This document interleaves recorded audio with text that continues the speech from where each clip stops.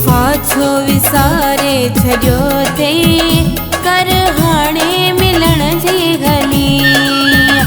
बेवफा छो विसारे छॾियो अथई कर हाणे मिलण जी गलिया। नाहे सर्दी न गर्मी न झोला मुंद मिठड़ा मिलण जी भलिया। बेवफा छो विसारे छॾियो अथई कर हाणे मिलण जी गली। बेवफा छो विसारे छॾियो अथई कर हाणे मिलण जी गलिया।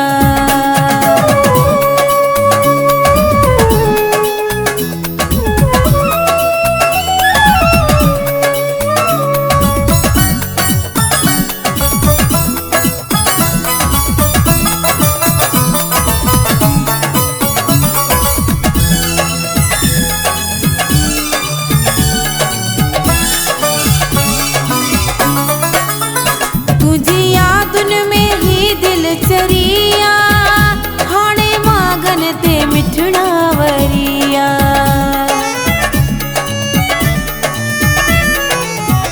तुझी यादुन में ही दिल चरिया हाणे मागन ते मिठड़ा वरिया। हीअ दिल पई दुखन में भरिया।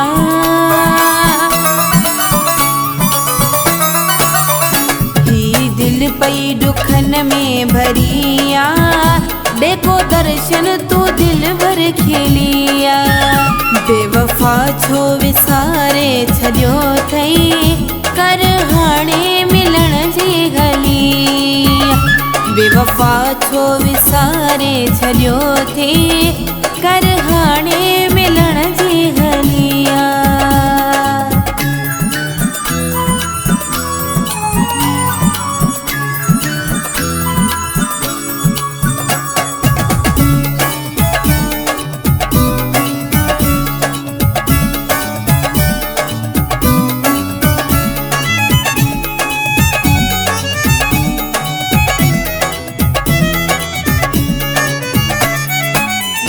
मन मुँह जो ये सुहड़ा सदाऊं दुख ॾिसंदे न दिल भर थी दुआऊं।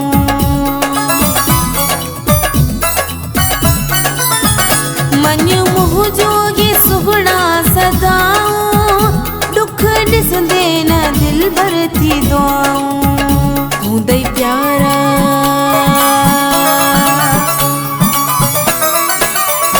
हूंदई प्यारा तन जो छाऊं तोखे अञा छो न फुर्सत मिलिया।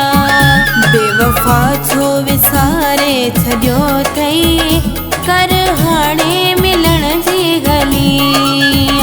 बेवफा छो विसारे छॾियो अथई कर हाणे मिलण जी गलिया।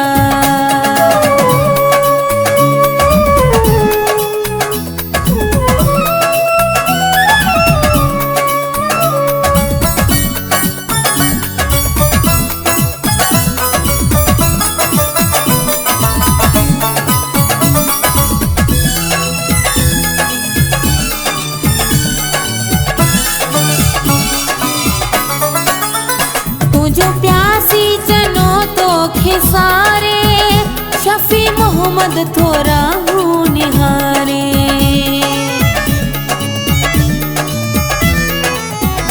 तुझो प्यासी चनो तो खिसारे शफी मोहम्मद थोरा हूँ निहारे। अचु मिठड़ा